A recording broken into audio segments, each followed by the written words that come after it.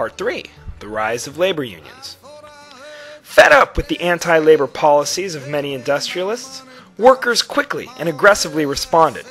The Knights of Labor, the International Workers of the World, also known as the Wobblies, the American Federation of Labor, and the National Labor Union all formed during the Gilded Age as a response to seemingly tyrannical employment practices.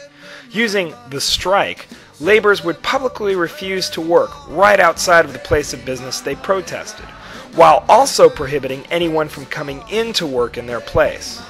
Often these early strikes got violent, as either police or federal marshals came in to use force to break them up, or even as striking workers would attack scabs, workers who would try to find employment in a company whose workers were on strike. The Sherman Antitrust Act, passed in 1890, was initially intended to be used to break up monopolies. As this federal law stated, every contract or conspiracy in restraint of trade or commerce among the several states or with foreign nations is declared to be illegal.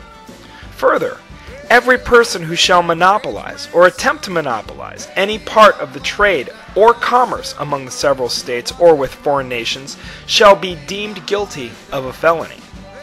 The Sherman Antitrust Act empowered the federal government to go after those companies who were in violation, and companies like Standard Oil in 1911 had to break up and reorganize, or face being put out of business by the government. This act, however, had negative consequences for unions, as strikes could be interpreted as conspiracies to restrain trade among the several states or foreign nations. Without any legal rights to strike, unions were rendered quite powerless by the late 1800s and wouldn't regain any significant power until the 1930s. Part 4. Political corruption. Wealthy industrialists all over the country had their hands and their bank accounts firmly wrapped around the leash of politicians, from local mayors all the way up to the presidency. President Ulysses S. Grant's administration was marred with scandals made public involving taking bribes to giving kickbacks in the form of lucrative government contracts to those industrialists who helped get them elected. The railroad tycoons made hundreds of millions of overpaid tax dollars. Corruption, however, existed at all levels of the government and was perhaps most visible at the city level, courtesy of local political machines. In New York City, Boss William Tweed was, perhaps, the most corrupt and powerful of all political machine bosses. Running the Democratic machine from New York City's Tammany Hall, Tweed funneled the money from businesses ranging from steel to concrete, butchers to alcohol distillers, into votes coerced from New York's large immigrant population. What votes he couldn't buy, coerce, or bribe, Tweed would simply manufacture. As in more than one election, hundreds of, quote, ghost votes were tallied from the deceased, or people who didn't even exist. As a thank you for their campaign donations, businesses in New York City would be guaranteed a lot of government money, or at least a business permit letting them set up shop in New York City. If you wanted to do any kind of business in New York during the Gilded Age, you had to go through Boss Tweed. These corruptions were not warmly welcomed by many Americans. They divided the Republican Party, weakening it in the late 1800s, and thereby giving the Democrats the opportunity to rise for the first time after the Civil War to national prominence. The Populist Party formed as a direct result of the political power and corruption banks and railroads exercised. The Progressives would arise a decade after the Populists, with even more anger and energy geared towards attacking corrupt politicians. Part 5. Philanthropy. Despite its serious flaws as an era of American history, the Gilded Age did shine through with a bit of gold. Many of the wealthy robber barons whom arose during this time spent their last years giving vast sums of money back to the public. Andrew Carnegie built hospitals, schools, libraries, and most famously, a performance hall now known as Carnegie Hall for the city of New York. Many, like Huntington and Crocker, built beautiful art museums to share their collections with the world. Others, like Leland Stanford, donated to or built their own colleges and universities. Rockefeller spent the last 40 years of his life trying to give away his estimated $320 billion. He focused his donations on medical institutions, colleges and schools, libraries and institutions for public education, as well as for improving America's scientific understanding.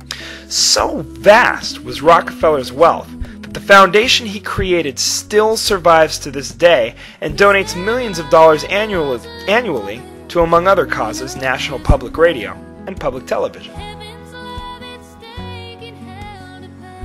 Whether they felt a sense of guilt over all they had compared to the countless thousands who had done the majority of the work to make them wealthy, or whether it was a sense of gratitude to the nation in which these men were able to rise to such positions of wealth and power, in Carnegie's case, to rise literally from nothing, these men gave back a great deal, and by doing so, they set a precedent and an expectation regarding how the wealthy and privileged in America would henceforth be expected to behave. Wealthy Americans are not expected merely to owe a debt, but to pay that debt back to the country that enabled them to earn such success. Today, Bill Gates is the largest philanthropic donor in the world. The Bill and Melinda Gates Foundation got every single American public library, computers, and subsequent internet connection in the 1990s. His foundation has spent over $1 billion to vaccinate the entire continent of Africa against diseases like malaria and cholera. Oprah Winfrey, America's richest woman, has built and subsidized schools both in the U.S. and Africa. The lesson that can be learned from the Gilded Age is perhaps that every cloud has a silver lining. The rising demand for recognition of workers' rights began in the Gilded Age. Charity and public donations never before reached the levels of generosity seen during the late 1800s. Laws would be passed, like the Sherman Antitrust Act, which would begin defining fair competition and fair competitive practices that businesses were expected to subscribe to. Immigration brought a wealth of diversity to the United States. This diversity has rendered America unparalleled industrial productivity, inventions and innovations, and a deep, rich, vast cultural landscape which can now be appreciated in music, film, literature, and art, none of which would exist without the demand the Industrial Revolution placed upon the need for immigrants. While contemporary examples of political and corporate corruption make us question just how much things have improved in the last 100 years or so, we must always remember that conditions today are much better than they were way back when, because people, everyday people like the populists and progressives, rose to those challenges and made America better. Boss Tweed was eventually thrown in jail. The Standard Oil monopoly was broken up. With every new challenge and problem the occasionally unethical politician or corrupt businessman presents, Americans rose to the hardship and fixed the problem, making this country even stronger than before. As manifest destiny allowed the United States to express an identity and belief that it was the best country in the world, political and corporate corruption, such as those evinced by the modern baking scandals and former Governor Todd Blagojevich, allow us to show that we as a nation are stronger than our problems. We're stronger than the Gilded Age. We're bigger than our frustrations, and we will always work to triumph over our own manufactured adversities.